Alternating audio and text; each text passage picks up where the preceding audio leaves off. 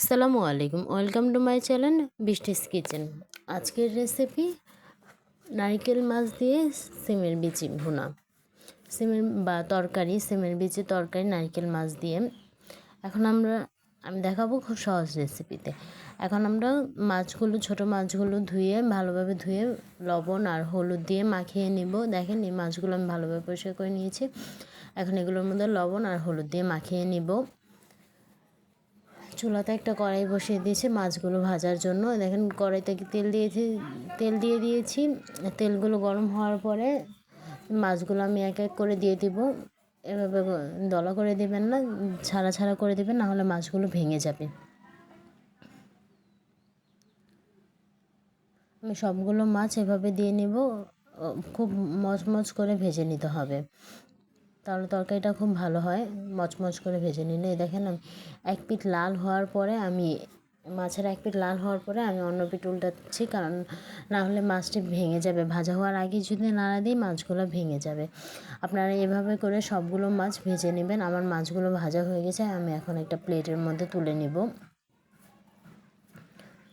দেখেন আমি এক এক করে সবগুলো মাছ প্লেটে তুলে নিচ্ছি।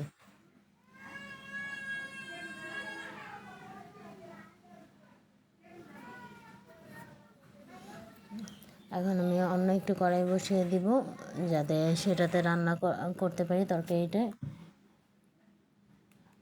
কড়াইতে তেল দিয়ে দিব পরিমাণ মতো, আর কেটে রাখা পেঁয়াজ কুচিগুলো দিয়ে দেবো। আমি এখানে প্রায় বেশ খানিক 5-7টার মতো পেঁয়াজ নিয়েছি। এখন পেঁয়াজগুলো ভালোভাবে ভেজে নিতে হবে।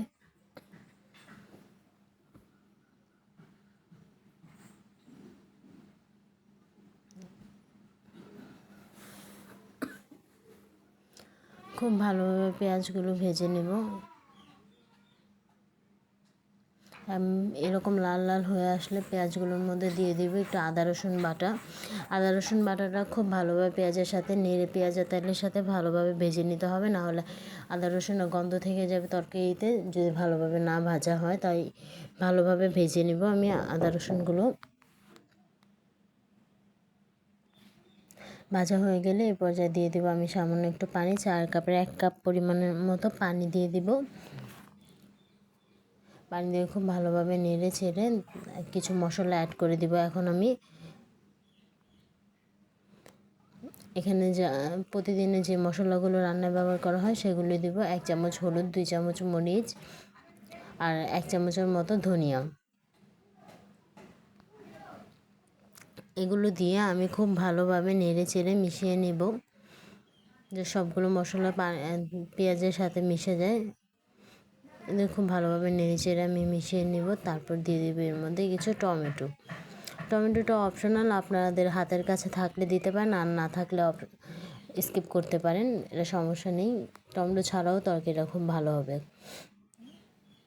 দিয়ে দিচ্ছি টমেটোগুলো। এখন এই সবগুলো মশলা একটু কষিয়ে নেবেন। ভাজা হবে, তেল ওঠার আগ পর্যন্ত কষিয়ে নিতে হবে। আর তরকারি যত কষানো হবে ততই মজা হবে, ততই ভালো হবে তরকারি। দেখেন আমার তরকারিটা বলক আসছে। এরপর আমি ঢেকে দিয়েছিলাম ঢাকনা দিয়ে। আপনারা ঢেকে দেবেন ঢাকনা দিয়ে। এখানে ভালোভাবে মিশিয়ে নিতে হবে, ভালোভাবে নেড়ে চেড়ে নিতে হবে যাতে কড়াইয়ের নিচে না লেগে যায়। আর ঝালের জন্য দিয়ে দিচ্ছি আমি কিছু কাঁচামরিচ।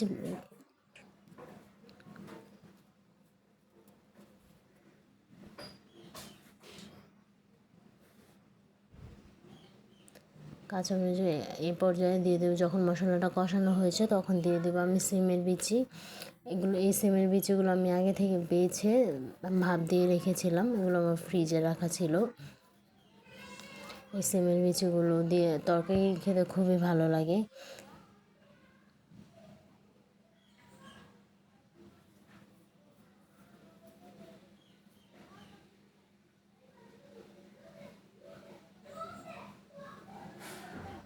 এগুলো খুব ভালোভাবে নাড়াচাড়া দিয়ে মিশিয়ে এর মধ্যে পরিমাণ মতো ঝোল দিয়ে নিতে হবে, যাতে মাছগুলো আর পেঁয়াজগুলো ভালোভাবে সেদ্ধ হয় আর মাছটাও ভালোভাবে হয়।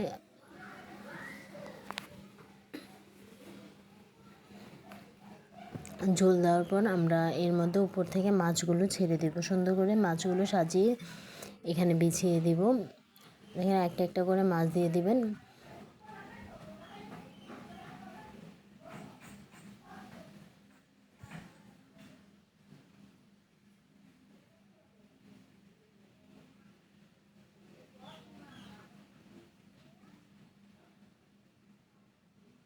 এই পর্যায়ে আপনারা লবণটা চেক করে নেবেন। আমি তো বলেই দিয়েছিলাম, আমি প্রথমে পেঁয়াজের সাথে লবণ দিয়েছিলাম। এখন আপনারা যার যার টেস্ট অনুযায়ী এই পর্যায়ে লবণটা চেক করে নেবেন। দেখেন মাছটা বলক আছে, কী সুন্দর লাগছে তরকারিটা। আর উপর থেকে আলতো হাতে নেড়ে দিবেন চামচ দিয়ে। বেশি নাড়াচাড়া করলে কিন্তু মাছগুলো ভেঙে যাবে, ছোটো মাছ তো।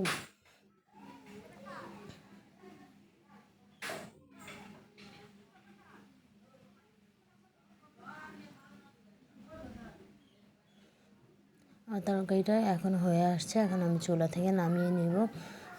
আর আপনাদের ঝোলের পরিমাণে কী রকম রাখবেন সেটা আপনাদের উপর ডিপেন্ড করে। দেখেন আমার তরকারিতে কিন্তু বেশি পানি ঝোল নেই, আমি অল্প ঝোলই রেখেছি। বাটিতে আপনাদের সার্ভ করে দেখাচ্ছি। আর আমার চ্যানেলটিকে সাবস্ক্রাইব করে দেবেন যাতে আমি কোনো ভিডিও ছাড়লে আপনারা সবার আগে পান। আর আমার ভিডিওতে লাইক কমেন্ট অবশ্যই করে দেবেন। আজকের মতো এ পর্যন্তই, দেখা হবে অন্য কোনো ভিডিওতে। আর আপনারা কেমন ভিডিও চাচ্ছেন সেটা আমাকে অবশ্যই কমেন্ট করে জানাতে পারেন, আমি সেটা দেওয়ার চেষ্টা করব। আল্লাহ হাফেজ।